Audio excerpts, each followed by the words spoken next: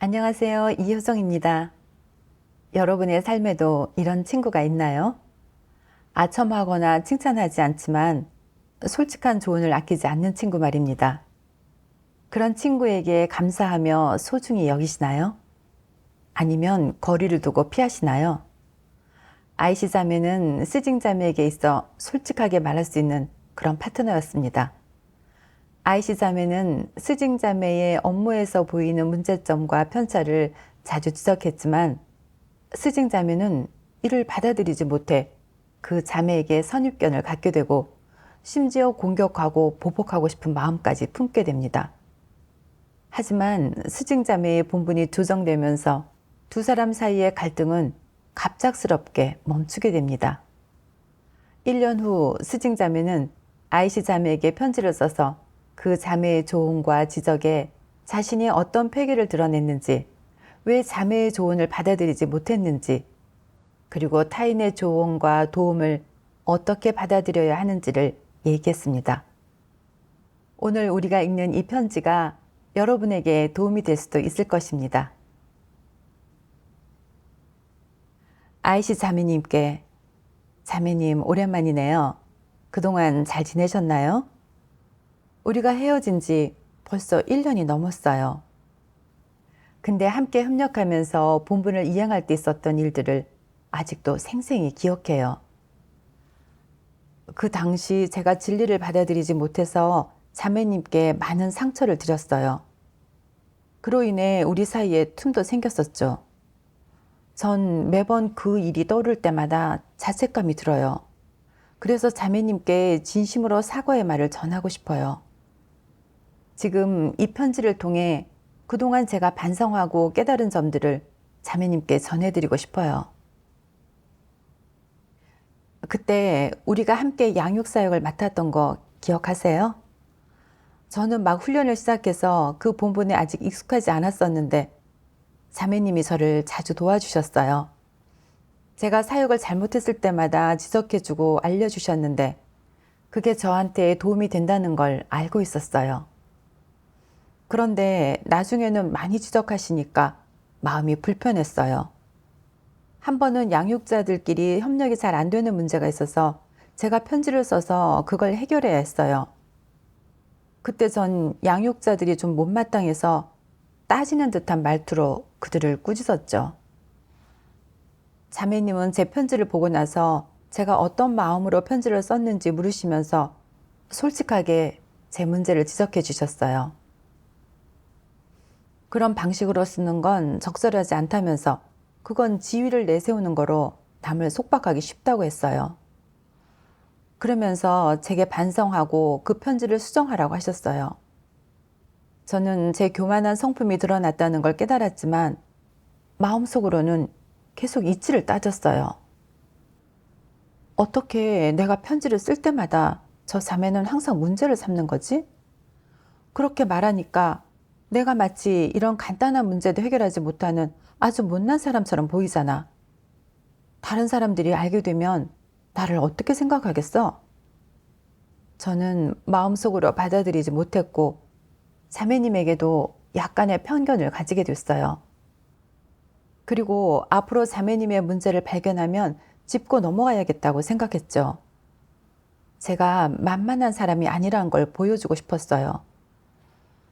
한 번은 책임자가 하나님 말씀 서적을 책임감 없이 보관하고 건성으로 본분에 임하니까 자매님이 그에게 편지를 보내서 그런 행동의 성질과 결과를 교제하면서 꽤 강한 어조로 지적했어요.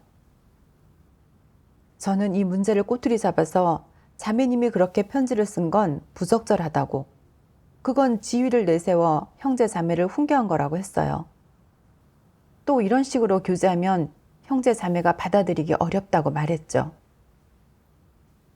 그때 자매님은 저에게 어떤 상황에서는 책망해도 되는지, 또 어떤 상황에서 교제하며 도와줘야 하는지 알려주셨어요. 그리고 그 책임자는 다 알면서도 무책임하게 행동한 거니까 그런 경우에는 책망해도 된다고 하셨죠. 그때 저는 자매님 말씀이 맞고 사역에도 도움이 된다는 걸 알면서도 마음으로는 도저히 받아들여지지가 않았어요. 뭔가 자매님이 하시는 말씀은 다 맞고 제가 하는 건 다 틀렸다고 하는 것 같았어요. 자매님은 항상 저를 곤란하게 하는 것처럼 느껴졌고요. 그래서 앞으로는 좀 조심해야겠다는 생각이 들었어요. 회개를 드러내거나 말 실수라도 하면 자매님이 또 폭로하고 창피를 줄 것 같았거든요. 그때부터 본분을 이행할 때 위축되고 소극적으로 변했고 조금도 자유롭다는 느낌이 들지 않았어요. 속으로는 정말 많이 지치고 힘들었고요. 평소에도 제가 본분을 건성으로 대충 이행하는 걸 보면 자매님은 바로 짚어주셨잖아요. 그리고 제가 업무를 쌓아두고 제때 처리하지 않을 때는 제가 게으르고 안락함을 줬고 본분에 부담감을 갖지 않는다고 말씀하셨어요. 저는 자매님이 말씀하신 제 문제점을 알고 있었지만 매번 들을 때마다 마음이 막 끌어올랐어요. 자매님이 늘 제 문제를 들춰내고 너무 직설적으로 얘기한다고 느꼈어요. 제 체면이나 기분도 좀 고려해서 부드럽게 말해주길 바랐는데 늘 그렇게 하지 않으셔서 저는 자주 무안하다고 느꼈죠. 그래서 저는 마음으로는 받아들여지지 않았어요. 무력감과 반발심을 품고 서둘러 본분을 이행할 수밖에 없었어요. 자매님이 제 문제를 또 지적하지 않도록요. 제가 진리를 구해서 저 자신을 반성하지 않았기 때문에 본분을 이행하며 생긴 문제들이 항상 해결되지 못한 채 남아 있었어요. 나중에 또 한 번은 제가 양육자들이랑 소통하면서 업무 편차를 바로잡으려고 편지를 썼어요. 쓰면서도 제가 표현을 명확하게 못했다는 건 알았는데 그걸 굳이 고쳐보려고 애쓰기가 싫더라고요. 근데 자매님이 보고 나서 또 제 문제를 지적하면서 제가 글을 분명하게 쓰지 않아서 도대체 어떤 문제를 해결하려는 건지 모르겠다고 하셨어요. 대충 하지 말고 좀 신경 써서 고민해 보라고 조언해 주셨죠. 그리고 어떻게 써야 하는지도 하나하나 자세히 교제해 주셨어요. 그런데 저는 또 마음에 반발심이 올라왔어요. 왜 자매님은 항상 내 문제를 지적하는 거야? 왜 항상 날 못 잡아먹어서 안달이지? 예전에는 편지를 써도 이렇게까지 문제 삼는 경우가 없었는데 왜 자꾸 문제 삼는 거야? 이걸 리더나 형제 자매들이 알면 날 어떻게 보겠어?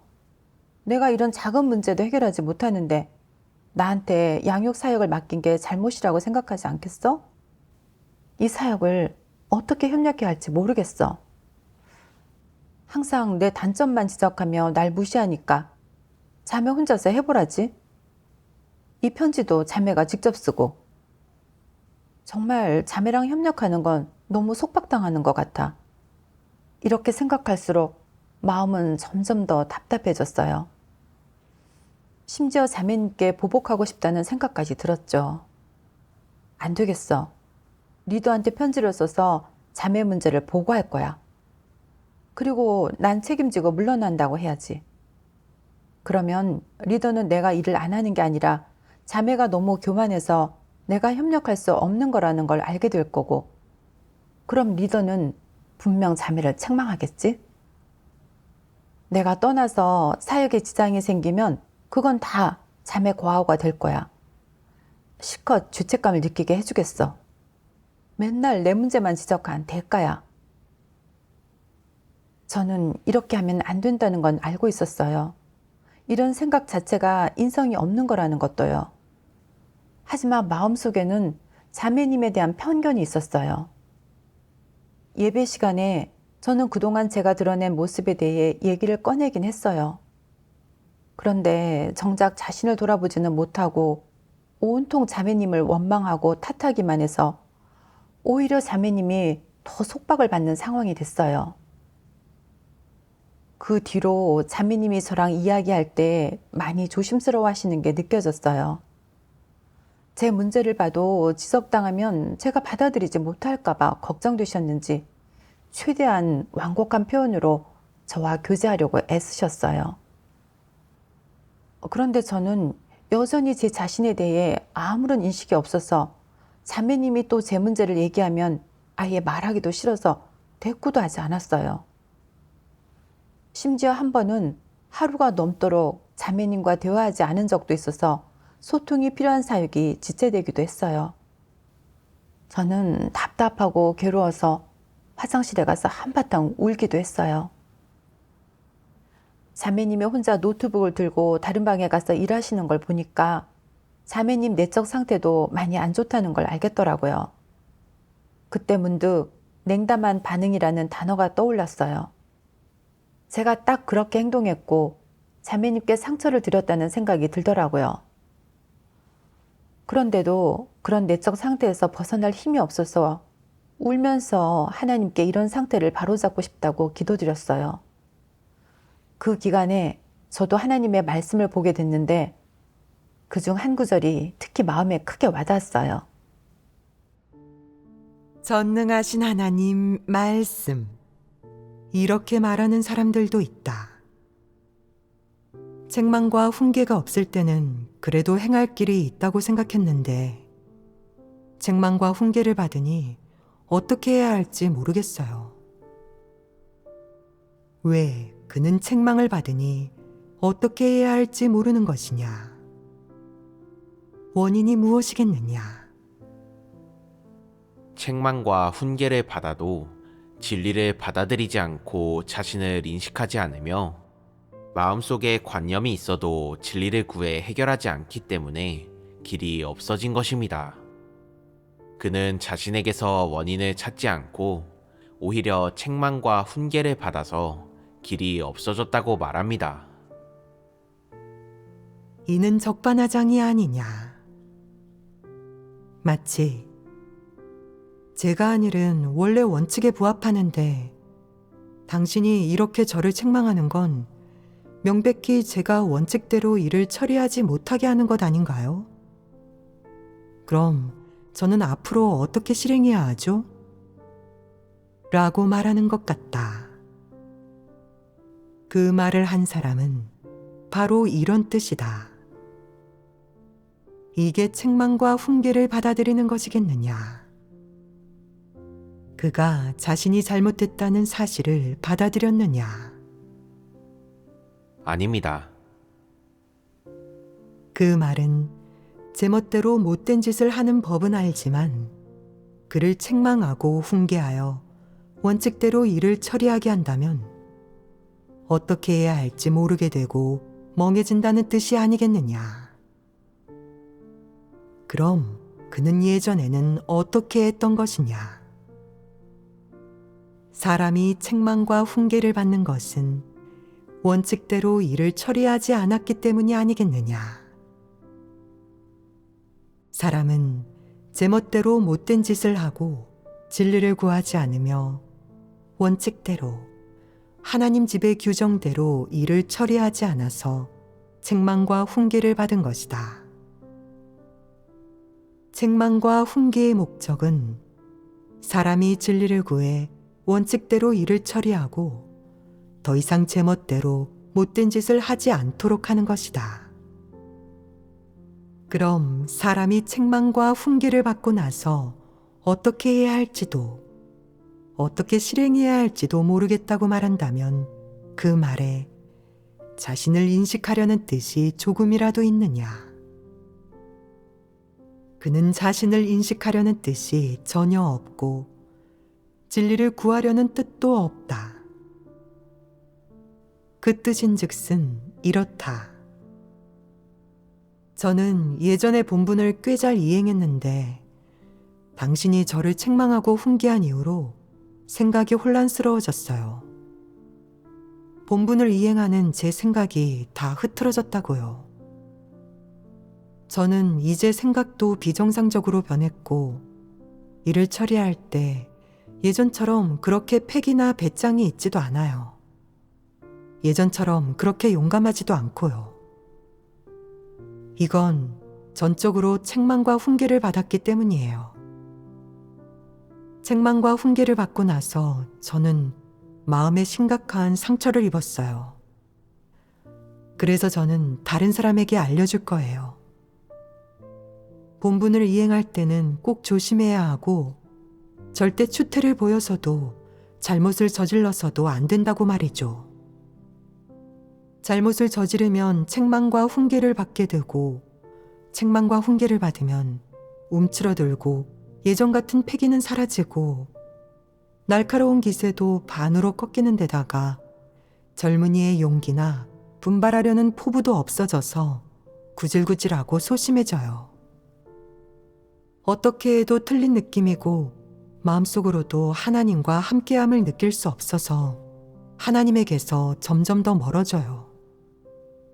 하나님께 기도하고 부르짖어도 하나님께서는 거들떠보지도 않으시는 것 같아요. 스스로도 그렇게 생기나 활력이 있다거나 사랑스럽다고 느끼지 못해요. 자신조차 자신을 업신여기죠. 이런 말이 체험에 있는 사람이 교우지 않은 속마음이겠느냐? 이런 말이 진실하겠느냐? 사람들에게 도움이 되고 유익하겠느냐? 사실을 왜곡하는 것 아니겠느냐?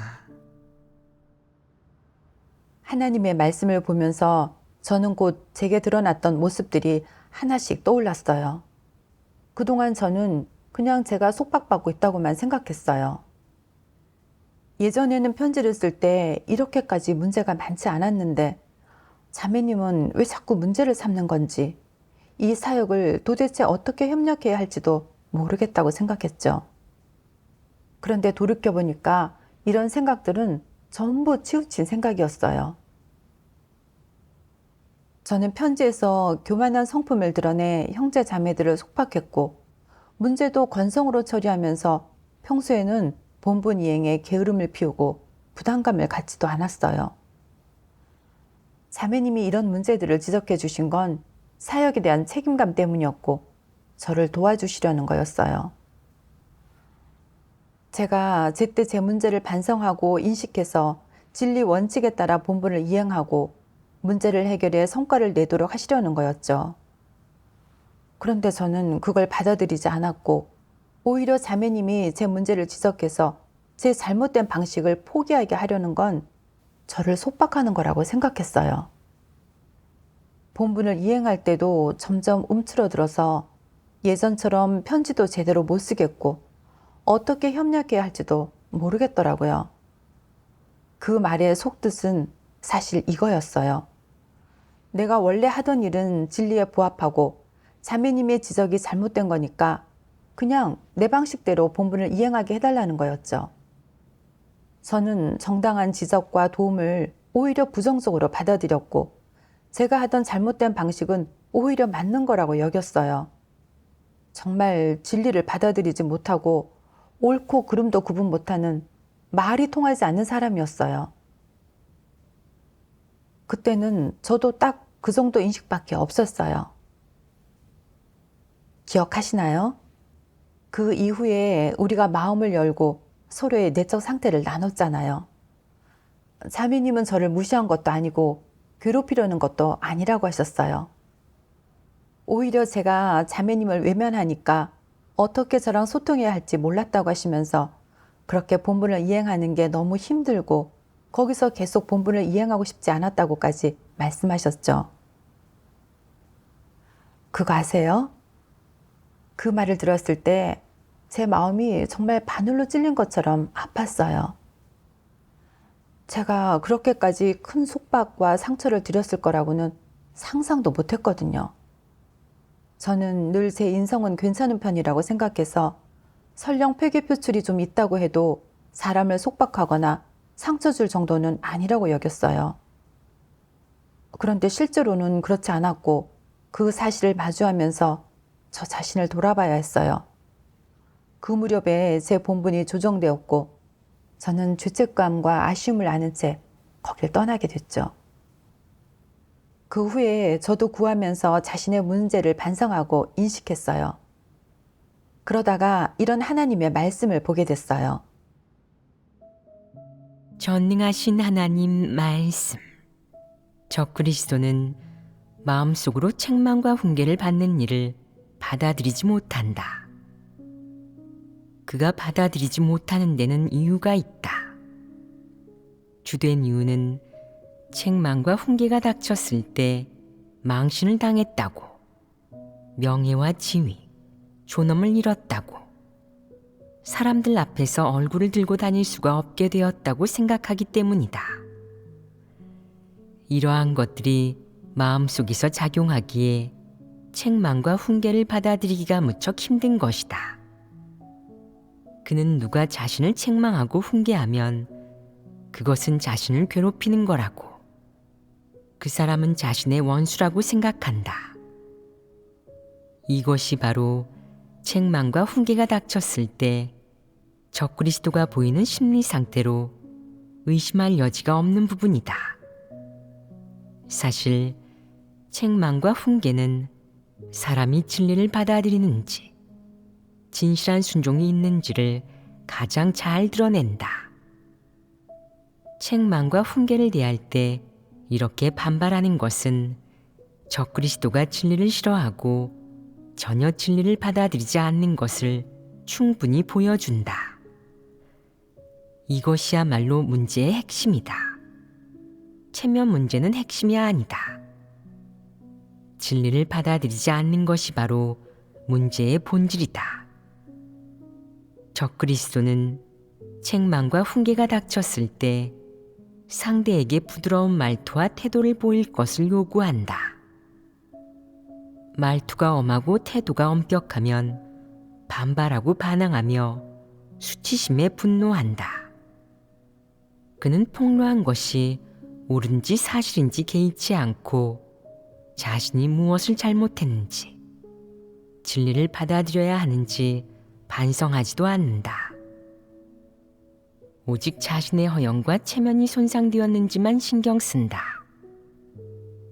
적그리스도는 책망과 훈계가 사람에 대한 도움이자 사랑이고 구원이며 이로움임을 결코 인식하지 못한다. 그는 이것조차 깨닫지 못한다. 이는 사리 분별이 되지 않고 말이 안 통하는 것 아니겠느냐. 그럼 적그리스도는 책망과 훈계가 닥쳤을 때 어떤 성품을 드러내겠느냐. 의심할 여지 없이 진리를 싫어하는 성품, 그리고 교만하고 강팍한 성품을 드러낸다. 여기에서 적그리스도의 본성 본질이 진리를 싫어하고 증오하는 것임이 드러난다. 하나님의 말씀이 밝히는 바를 통해 적그리스도는 다른 사람의 지적이나 도움, 책망과 훈계를 받아 체면을 잃게 되면 상대가 말한 게 사실이라는 걸 알면서도 자기 문제를 전혀 반성하지 않는다는 걸 알게 됐어요. 오히려 상대방이 자기를 괴롭힌다고 여기면서 미움과 증오, 심지어 앙심까지 품는다는 것도 알게 됐고요. 저는 적그리스도의 본성이 진리를 싫어하고 증오하는 데 있다는 걸 깨달았어요. 하나님의 말씀을 읽고 저한테 드러난 폐괴 성품에 대해서도 어느 정도 인식하게 됐어요. 돌이켜보면 저는 본분을 관성으로 이행하면서도 부담감을 갖지 않았고 편지를 쓸 때도 깊이 고민하지 않아서 표현이 명확하지 못했어요.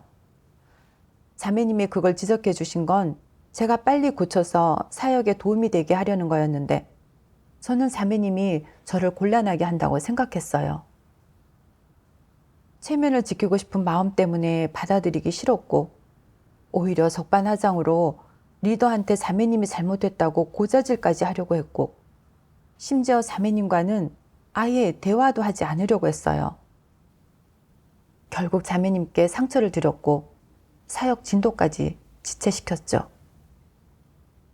사실 자매님이 저를 도와주신 건 분명 긍정적인 사물이었고 진리에 부합하는 거였기 때문에 제가 받아들이고 얼른 고쳤어야 했어요. 그런데 저는 그 선의의 도움을 오히려 저를 무시하는 걸로 받아들였고 마음속에 미움과 증오, 심지어 앙심까지 품었어요.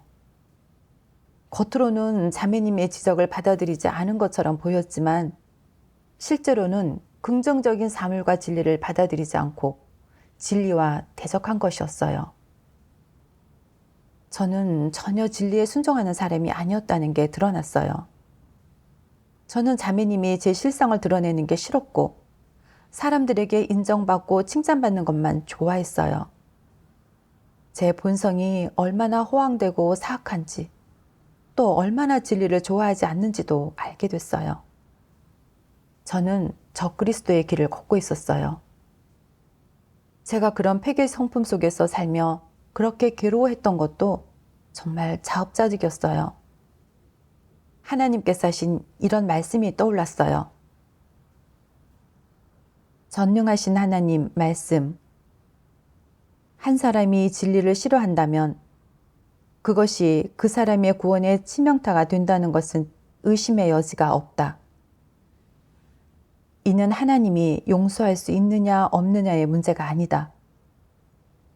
사람이 진리를 싫어하는 것은 일종의 행위가 아니고 일시적으로 드러난 것도 아닌 사람의 본성 본질이다. 하나님은 이런 사람을 가장 싫어한다. 저는 하나님께서 진리를 싫어하는 사람을 얼마나 혐오하시고 증오하시는지 느꼈어요. 저는 자매님이 제 문제를 지적하신 게 사실에도 맞고 진리 원칙에도 부합한다는 걸 분명히 알고 있었는데도 그걸 받아들이지 않았어요. 오히려 사람과 일에 대해 집요하게 따지면서 불신파처럼 행동했어요. 그렇게 하면 제 폐괴 성품은 해결될 수 없고 원칙에 따라 본분을 이행할 수도 없어요. 결국 교회사에게 손해와 방해만 끼치고 하나님께 혐오받을 뿐이에요. 하나님의 말씀을 보면서 제가 책망과 훈계를 받아들이지 못했던 그 이면에 어떤 사탄의 독소가 있는지도 어느 정도 깨닫게 됐어요. 전능하신 하나님 말씀. 누가 늘 내 약점을 들춘다면 어떻게 대해야겠느냐? 저를 폭로한다면 저도 당신을 폭로하겠습니다. 라고 말하며 서로 겨냥하는 것이 좋겠느냐? 이것이 처신하고 일을 처리하며 다른 사람을 대할 때 취해야 할 방식이겠느냐? 그렇지 않습니다. 도리상 그렇게 해서는 안 된다는 것을 알면서도 많은 사람이 이 시험과 함정을 이겨내지 못한다. 상대가 네 약점을 들추거나 뒤에서 너를 판단하는 것을 듣지 않았다면 모를까. 일단 듣게 되면 참지 못하고 심장 박동이 빨라지며 혈기가 솟구쳐 감히 나를 폭로해? 당신이 나를 건드렸으니 나도 가만히 있지 않을 거야. 당신이 내 약점을 들췄으니 나는 당신 상처를 들추겠어. 라고 생각할 것이다. 또 어떤 사람은 옛말에 때려도 얼굴은 때리지 말고 들추더라도 남의 약점은 들추지 말라고 했죠. 저는 당신의 약점을 들추지 않겠습니다. 다른 방식으로 당신을 손봐주겠어요. 하늘 높은 줄 모르는 당신의 그 콧대를 꺾어 놓을 테니 누가 한 수 위인지 봅시다. 라고 말한다. 이런 방식들이 좋으냐? 누가 뒤에서 자신을 폭로하고 판단하거나 자신에 대해 나쁜 말을 한 것을 알게 됐을 때 거의 모든 사람이 가장 먼저 보이는 반응은 분노이다. 머리끝까지 화가 치밀어 올라 밥도 먹지 못하고 잠도 자지 못할 것이다. 설령 잠들었다고 해도 꿈속에서까지 그를 욕할 것이다. 이는 혈기가 너무 강한 것이다. 사람은 이 정도의 일조차 이겨내지 못한다. 이는 혈기가 사람에게 미치는 영향이며 폐괴의 성품으로 초래된 나쁜 결과이다. 폐괴의 성품이 사람의 생명이 된 모습은 주로 다음과 같다. 자기 뜻에 맞지 않는 일이 닥쳤을 때 먼저 정서의 영향을 받고 그 다음으로 혈기가 폭발한다. 이와 동시에 폐괴의 성품으로 살면서 사탄의 철학과 관점에 기대 자신이 직면하는 일을 마주하며 어떤 방법으로 상대에게 복수할지 마음속으로 궁리하기 시작한다. 이렇게 사람의 폐괴 성품이 낱낱이 드러나는 것이다. 이는 사람의 사상관점, 사용하는 방식과 방법, 심지어 정서와 혈기까지 모두 폐괴 성품에서 비롯되었음을 십분 증명한다. 그렇다면 폐괴 성품은 어떤 모습으로 나타나겠느냐? 먼저 흉악함이 분명히 있을 것이고 그 다음으로 교만함과 간사함, 사악함, 강팍함, 진리를 싫어하고 증오하는 성품이 있을 것이다. 이 중에서는 교만함이 가장 가벼운 폐괴 성품이다. 그럼 사람의 정서와 생각을 가장 강하게 주도하고 사람이 마지막에 그 일을 어떻게 처리할지 결정하게 하는 주된 폐괴 성품은 무엇이겠느냐? 바로 흉악함과 강팍함, 진리를 싫어하고 증오하는 성품이다. 이런 폐괴 성품들은 사람을 단단히 올가맸는데 이는 사람이 사탄의 멍에 속에서 살고 있음이 분명하다. 그럼 사탄의 멍에는 어떻게 생겨나겠느냐? 폐괴 성품에서 생겨나지 않겠느냐? 내 폐괴 성품이 너에게 갖가지 사탄의 멍에를 만들어낸다. 예를 들어 누가 뒤에서 너를 판단하고 욕하고 네 약점을 들추는 것을 들었을 때 혈기를 폭발시키고 어떻게 복수할지 궁리한다면 사탄 철학과 폐괴 성품이 생명이 되어 내 사상과 관점, 정서를 주도하고 있는 것이다. 그렇기에 그 일련의 모습이 나타난 것이다. 그 폐괴된 모습들이 생겨날 수 있었던 주된 이유는 내게 사탄의 본성과 성품이 있기 때문이다. 어떤 배경에서든 사탄의 폐괴 성품에 결박되고 통제되고 주도되는 한 내가 살아내고 드러내고 나타내는 것들, 혹은 정서든 사상관점이든 혹은 일처리 방식과 방법이든 전부 사탄에게 속한 것이며 진리에 위배되고 하나님 말씀과 진리와는 적대되는 것이다. 하나님 말씀과 진리에서 멀어지고 진리를 저버릴수록 그것은 내가 폐괴 성품에 심각하게 결박되고 통제되어 있다는 의미이다. 반대로 만약 내가 하나님 앞에 나아옴으로써 진리를 구하고 스스로를 돌아보아 너 자신을 인식하고 사탄 성품의 속박과 통제에서 벗어나 진리 원칙으로 일을 처리할 수 있다면 조금씩 사탄 성품의 결박을 벗어버리고 사탄의 멍에에서 벗어날 수 있다. 그때 너는 사탄의 권세 아래에서 폐괴 성품에 통제되는 사탄에게 속한 옛사람의 모습이 아니라 하나님 말씀을 생명으로 삼은 새 사람의 모습이며 내 모든 삶의 방식 또한 달라질 것이다. 하지만 만약 내가 사탄의 성품에서 비롯된 정서나 사상관점, 행동을 따른다면 때려도 얼굴은 때리지 말고 들추더라도 남의 약점은 들추지 말라. 군자가 원수를 갚는 데는 10년 걸려도 늦지 않다. 진짜 소인배가 될지언정 거짓 군자가 되지는 않겠다. 원한을 갚지 않으면 군자가 아니다 등을 신봉할 것이며 이 일련의 사탄 철학과 각종 수단이 네 마음 속에서 내 행동을 지배할 것이다. 내가 이런 사탄 철학을 근거로 일을 처리하면 일처리 성질이 달라져서 악을 행하고 하나님을 대적하는 것이 된다. 그런 부정적인 사상관점들을 근거로 일을 처리하면 분명 하나님의 가르침과 하나님의 말씀에서 이미 멀어진 것이고 사탄의 멍에에 빠져 벗어나지 못하고 있는 것이다. 하나님의 말씀을 보면서 저는 깨달았어요.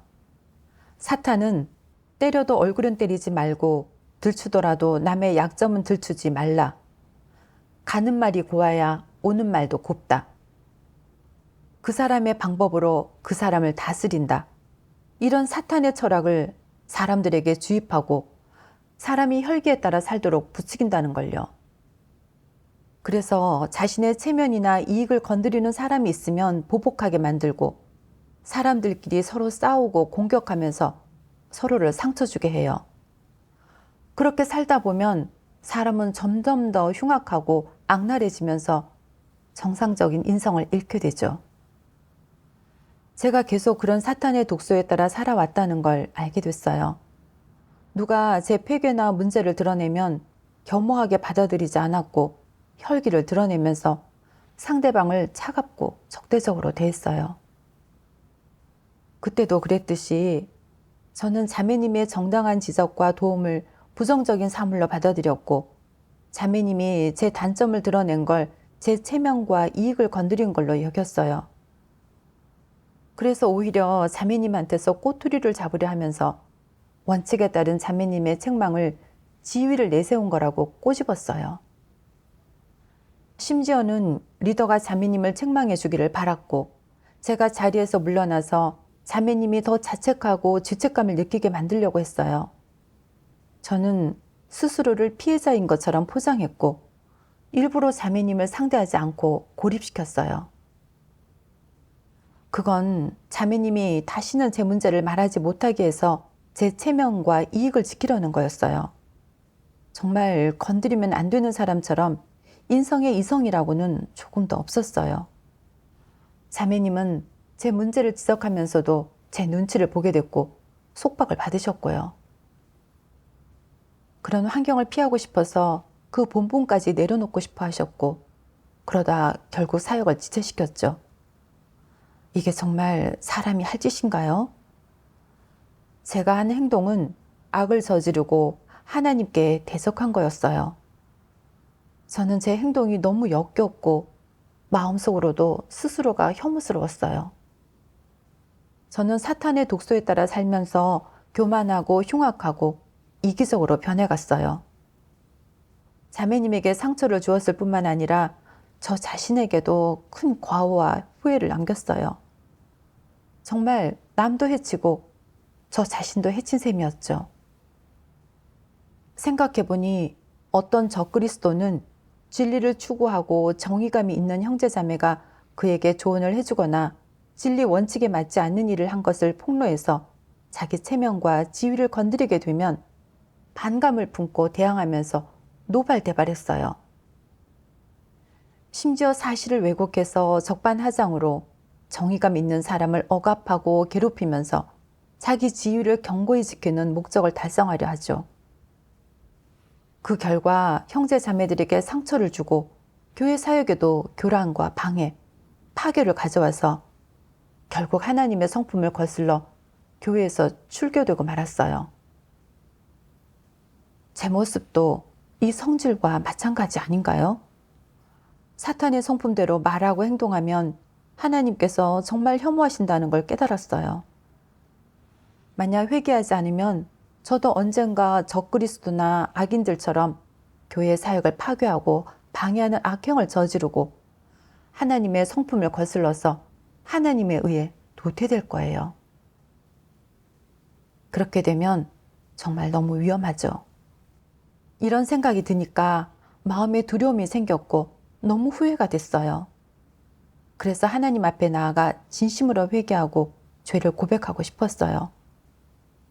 그 후로 저는 실행의 길을 찾기 시작했고 이런 하나님 말씀을 보게 됐어요. 전능하신 하나님 말씀. 적그리스도의 길을 멀리하고 싶으면 어떻게 해야겠냐? 진리를 사랑하는 사람, 올곧은 사람에게 주동적으로 다가가야 하며 내게 의견을 제시해주는 사람, 문제점을 발견하면 솔직하게 말하고 질책해주는 사람, 특히 문제점을 발견했을 때 너를 책망하고 훈계해주는 사람을 가까이 해야 한다. 이런 사람은 내게 가장 도움이 되는 사람이니 소중히 여겨야 한다.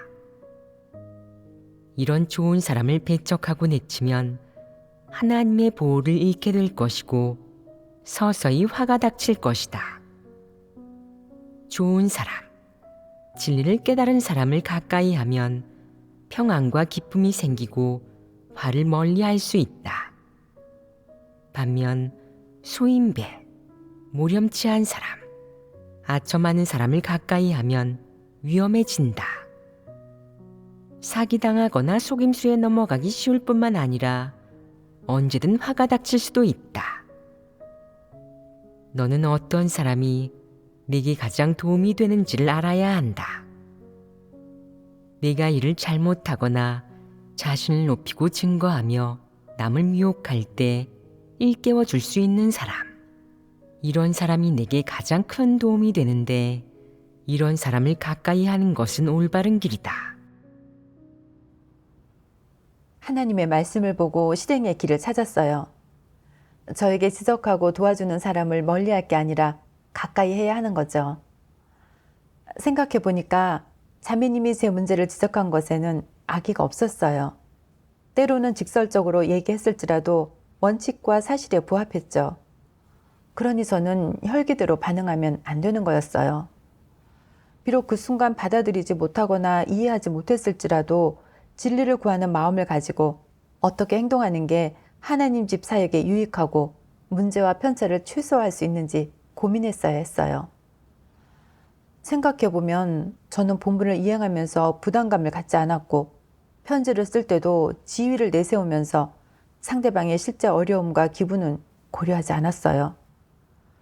게다가 제가 일을 대충하고 성의 없이 했는데도 자매님이 제 문제를 짚어주시고 회개 성품까지 폭로해 주신 덕분에 저 자신을 돌아보는 데 도움이 됐고요. 그 덕분에 본분을 진지하고 세심하게 이행하고 성과를 내는 데에도 도움이 됐어요. 저는 자매님께 감사드렸어야 했어요. 그리고 자매님의 감독과 도움도 더 많이 받아들여야 했어요. 자매님이 제 문제를 지적해 주신 건 분명 긍정적인 것으로 저를 바로잡아 주신 거였어요. 그렇지 않았다면 저는 계속 회개 성품 속에서 살면서도 그걸 깨닫지 못했을 거예요. 본분도 대충 이행하면서 부담감도 갖지 않아서 사역에 손해만 끼쳤을 거고요. 그렇게 되면 스스로도 믿을 수 없는 사람이 돼서 하나님의 혐오를 샀을 거예요. 저는 이 사실을 깨닫고 의식적으로 마음을 바로잡고 이전보다 좀 책임감 있게 본분을 이행하게 됐어요. 문제가 생기면 더 이상 혈기나 교만한 성품으로 대하지 않고 어떻게 교제해야 성과를 낼 수 있을지 고민했어요. 그렇게 실행하니까 마음이 훨씬 편안해졌어요. 그때 정말 분명하게 깨달았어요. 자기 체면을 내려놓고 진리를 받아들이고 순종하는 게 진짜 인격과 존엄, 인성에 이성이 있는 거라는 걸요. 만약 진리를 싫어한다면 어떤 진리도 깨달을 수 없을 뿐 아니라 본분도 제대로 이행할 수 없고 하나님께도 혐오받을 거예요. 이렇게 처신하는 건 정말 비천하고 아무 가치도 없는 거죠. 그 이후에도 다른 형제자매들과 협력하면서 본분을 이행하다 보면 이런 폐괴 성품이 또 드러나곤 했어요.